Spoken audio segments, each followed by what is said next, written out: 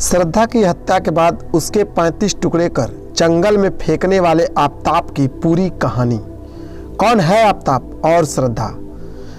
Delhi police के मुताबिक श्रद्धा महाराष्ट्र के पालघर की रहने वाली थी और मुंबई के एक कॉल सेंटर में जॉब करती थी। अभियुक्त आफताब और श्रद्धा मुंबई में काम करने के दौरान दोनों एक दूसरे के करीब आए थे। धीरे धीरे दोनों एक दूसरे के नज़दीक आते चले गए। लड़की के परिवार को दोनों के रिश्ते के बारे में पता चल गया। लड़की का परिवार इस बात से खासा नाराज हुआ और श्रद्धा को आफताब से दूर रहने को कहा, लेकिन लड़की ने परिवार वालों की एक बात न मानते हुए आफताब के साथ दिल्ली चली गई।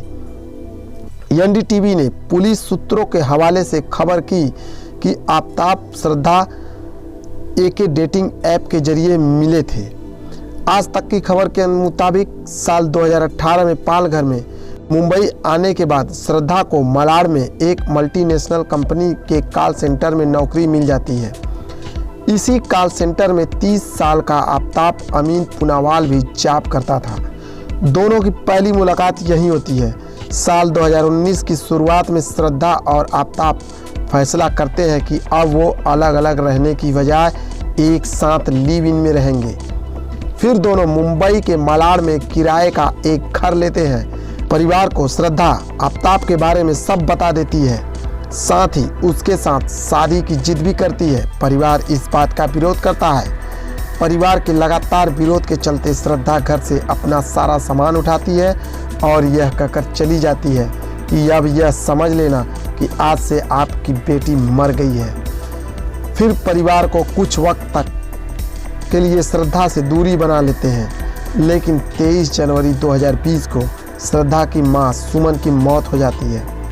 श्रद्धा अपनी मां की मौत के बाद वापस घर आ जाती है, लेकिन फिर सारी रस्में निभाकर वापस मुंबई आफताब के पास चली जाती है। लड़के का परिवार भी इस रिश्ते का विरोध कर रहा था। फिर दोनों ने इस विरोध से बचने के लिए मुंबई छोड़ने का फैसला किया और दिल्ली आ गए। उस दिन होटल में रुकने के बाद दोनों ने दिल्ली के D93/1 छतरपुर में घर लेकर रहना शुरू कर दिया। श्रद्धा की मां की मौत के बाद पिता विकास मदन वालकर दोस्तों के जरिए बेटी श्रद्धा की जानकारी लेते रहते थे, लेकिन फिर काफ़ी लंबे समय तक पिता को बेटी की कोई जानकारी नहीं मिली। बीते 14 सितंबर को श्रद्धा के भाई श्रीजय को श्रद्धा के दोस्त लक्ष्मण नाटर ने फ़ोन कर बताया कि पिछले 2 महीने से श्रद्धा का मोबाइल बंद है, कोई जानकारी नहीं मिली। पिछले 2 महीने से उसका फ़ोन बंद है, अब कोई बात नहीं हो रही। श्रद्धा के पिता ने यह सुनकर श्रद्धा के बाकी दोस्तों को फ़ोन लगाकर पूछा तो सभी ने यही कहा कि पिछले 2-2.5 महीने से श्रद्धा से उसकी कोई बात नहीं हुई है। जिसके बाद उन्होंने महाराष्ट्र के पालघर के मणिपुर थाने में श्रद्धा के गुमशुदगी की रिपोर्ट लिखवा दी, जिसके बाद महाराष्ट्र पुलिस ने रिपोर्ट दिल्ली पुलिस को सौंप दी। महरौली पुलिस ने श्रद्धा के पिता विकास वालकर की शिकायत पर श्रद्धा की गुमशुदगी की रिपोर्ट लिखा। पिता ने ही पुलिस को श्रद्धा और आफताब के रिश्ते और दोनों के दिल्ली में छतरपुर में लिव इन में रहने की बात भी बताई, जिसके बाद पुलिस ने जांच शुरू कर दी। पुलिस को आफताब की फ़ोन की पड़ताल के बाद शक गहरा हो गया। शुरुआत में आफताब पुलिस को झूठी कहानी सुनाता कि श्रद्धा और उसका 19 मई को झगड़ा हुआ था। इसके बाद श्रद्धा उसे छोड़कर चली गई। कहाँ गई मुझे कुछ नहीं पता। पुलिस को आफताब के बयान पर शक था। पुलिस ने फिर से पूछा तो आफताब ने जो कहानी बताई उसे सुनकर पुलिस वालों की दिल दहल गया।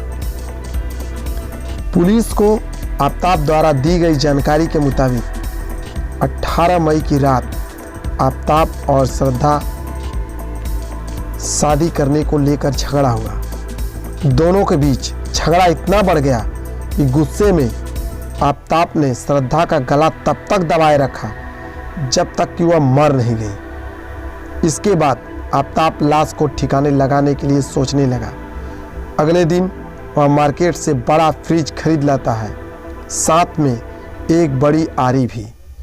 फिर बाथरूम में बैठकर लाश के छोटे छोटे टुकड़े कर देता है। बदबू ना आए इसलिए वह बीच बीच में पूरे घर में परफ्यूम डालता है। श्रद्धा की लाश के 35 टुकड़े कर वह फ्रिज में रख देता है। फिर रोज उन टुकड़ों को पैदल ही महरौली के जंगल में जाकर फेंक देता है। आफ्ताब ने दिल्ली पुलिस को यह कहानी सुनाई। पुलिस आफ्ताब को लेकर उन जंगलों में जा रही है जहां उसने शरीर के टुकड़े फेंके थे। पुलिस को कुछ टुकड़े तो मिल गए, लेकिन अभी कुछ टुकड़े नहीं मिले हैं। अब पुलिस लगातार जंगलों में छानबीन कर रही है। फ्रिज की फॉरेंसिक जांच चल रही है, जिसके बाद काफ़ी कुछ सामने आएगा। फिलहाल आफ्ताब दिल्ली पुलिस की हिरासत में है। पुलिस की पूछताछ में आफ्ताब ने बताया कि उसके लाश के टुकड़ों को काटने का आइडिया उसे एक अमेरिकी क्राइम टीवी सीरीज डेक्स्टर से मिला था।